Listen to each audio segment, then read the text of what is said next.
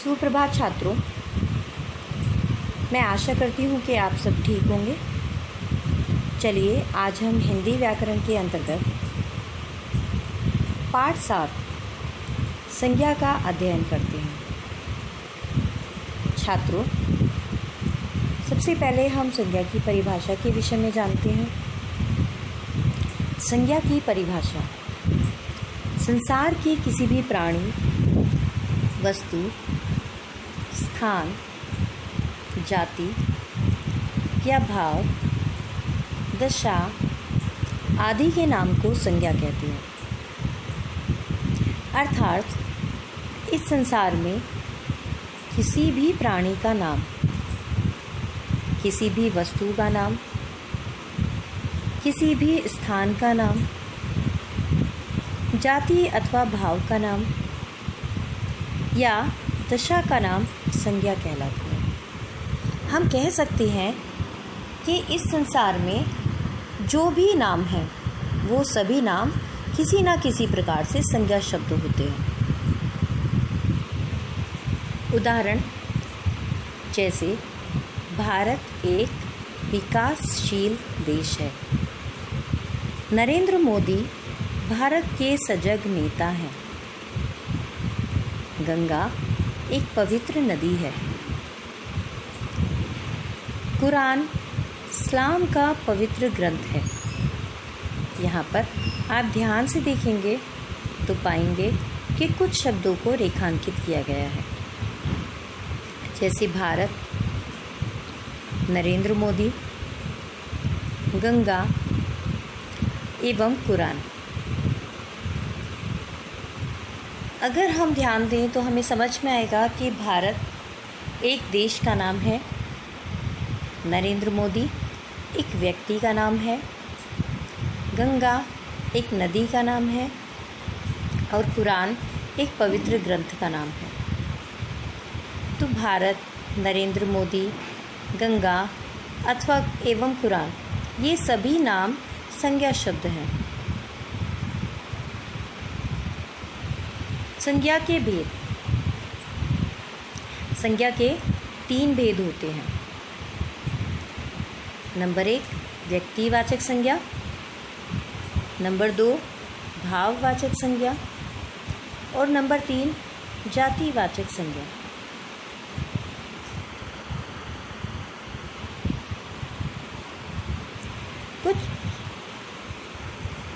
कुछ विद्वान इन 3 भेदों के अतिरिक्त संज्ञा के 2 अन्य भेद भी बताते हैं, जिन्हें हम द्रव्यवाचक संज्ञा और समूहवाचक संज्ञा कहते हैं।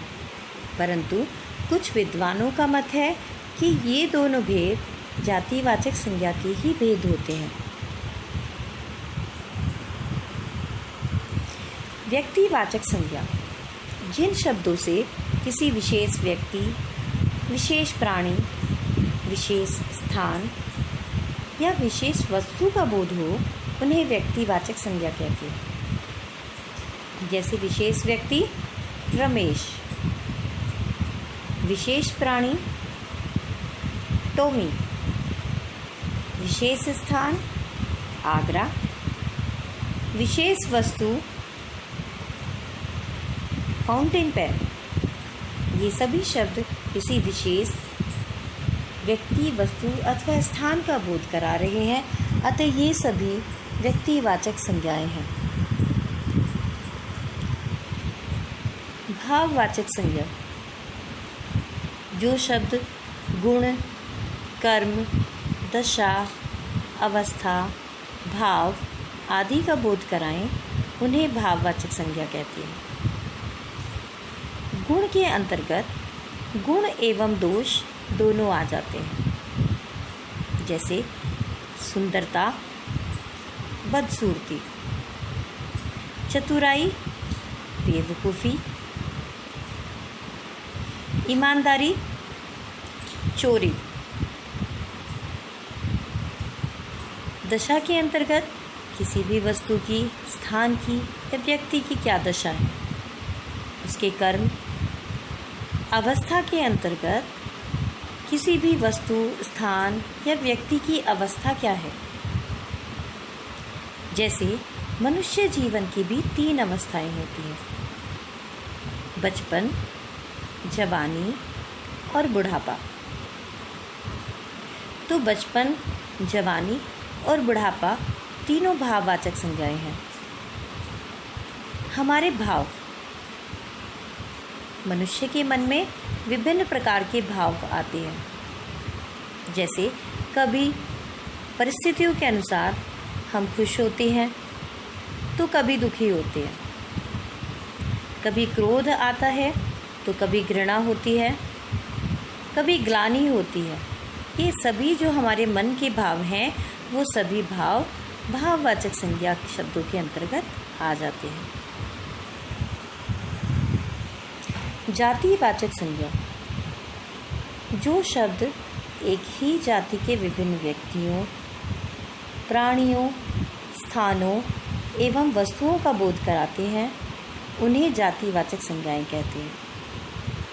ये शब्द एक ही जाति के प्राणियों, वस्तुओं और स्थानों का बोध कराते हैं। जैसे हमने व्यक्तियों के अंतर्गत बोला मनुष्य, या व्यक्तियों के अंतर्गत हमने बोला अध्यापक। अध्यापक एक जाति का बोध करा रहा है, क्योंकि दुनिया में बहुत सारे अध्यापक हैं जिनके अलग अलग नाम हैं। अध्यापक शब्द एक जाति का बोध कराता है। उसी प्रकार से डॉक्टर एक जाति का बोध कराता है। प्राणियों, जैसे हमने बोला कुत्ता, तो कुत्ता एक प्राणियों की जाति का बोध कराता है।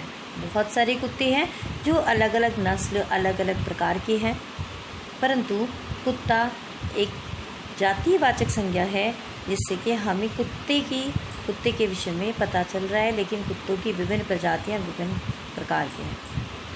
स्थानों के अंतर्गत जैसे हमने बोला शहर, शहर बहुत सारे हैं।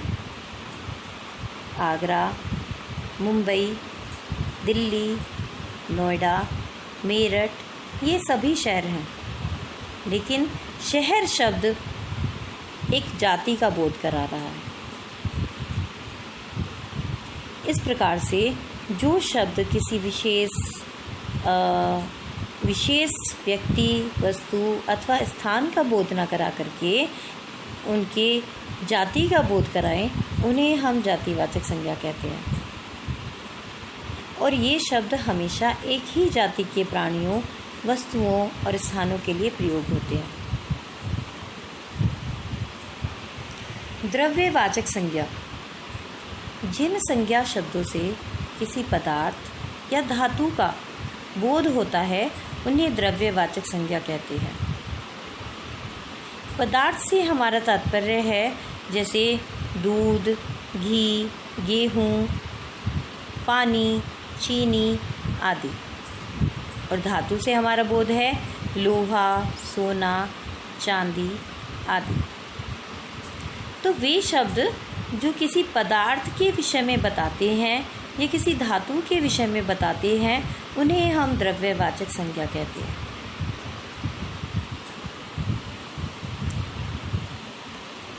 समूहवाचक संज्ञा, समूहवाचक संज्ञा अर्थात किसी समूह का बोध कराने वाले शब्द।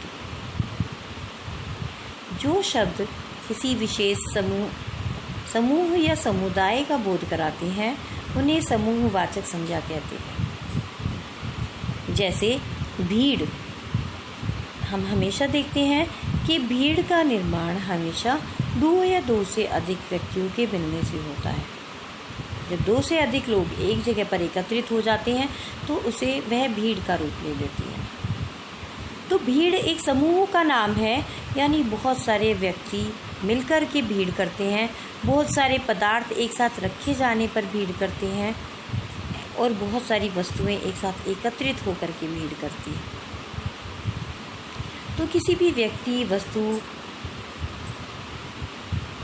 की जो भीड़ होती है, जो बहुत सारी चीज़ें एक साथ इकट्ठी हो जाती हैं, उन्हें हम समूहवाचक संज्ञा कहते हैं। मेला, मेले में अनेकों लोग होते हैं, अनेकों झूले होते हैं, अनेक प्रकार के क्रियाकलाप होते हैं, लेकिन हम उसको अलग अलग न बोल करके हम उसका नाम रखते हैं मेला।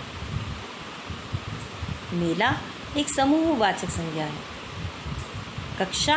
कक्षा के अंदर किसी कक्षा में 40 छात्र होते हैं, किसी में 50 छात्र होते हैं, परंतु कक्षा के अंतर्गत हम छात्रों को उनके विशिष्ट नामों से न जान करके एक कक्षा के रूप में संबोधित करते हैं। जैसे कि अध्यापक कक्षा में प्रवेश करते हैं और बच्चों से कहते हैं कि कक्षा 9 मेरे पीछे आ जाए। कक्षा 9 गृह कार्य करेगी जो मैं दूंगा। यहाँ पर कक्षा 9 कोई एक अलग विशिष्ट बालक नहीं है, बल्कि वह संपूर्ण कक्षा के विषय में बात कर रहे हैं, समस्त छात्रों के विषय में बात कर रहे हैं। उसी प्रकार से अनेक लोग मिलकर के एक समिति का गठन करते हैं। समिति भी समूहवाचक संज्ञा है। तो छात्रों, आज हमने समूहवाचक संज्ञा भी पढ़ी। हमने जाना संज्ञा किसे कहते हैं। किसी व्यक्ति, वस्तु, स्थान, भाव आदि के नाम को हम संज्ञा कहते हैं। और हमने जाना कि संज्ञा 3 प्रकार की होती है: व्यक्तिवाचक संज्ञा, भाववाचक संज्ञा और जातिवाचक संज्ञा। इसके अतिरिक्त 2 संज्ञा के प्रकार और होते हैं जिन्हें विद्वानों द्वारा मान्यता दी गई है: द्रव्यवाचक संज्ञा और समूहवाचक संज्ञा। व्यक्तिवाचक संज्ञा किसी विशिष्ट व्यक्ति, प्राणी, स्थान या वस्तु का बोध कराती है। भाववाचक संज्ञा गुण, कर्म, दशा, अवस्था, भाव आदि का बोध कराते हैं। जातिवाचक संज्ञा ये शब्द विभिन्न व्यक्तियों, प्राणियों, स्थानों और वस्तुओं की जाति का बोध कराते हैं। द्रव्यवाचक संज्ञा किसी पदार्थ या धातु के विषय में बोध कराती है, तो वहीं समूहवाचक संज्ञा किसी समूह या समुदाय का बोध कराती है।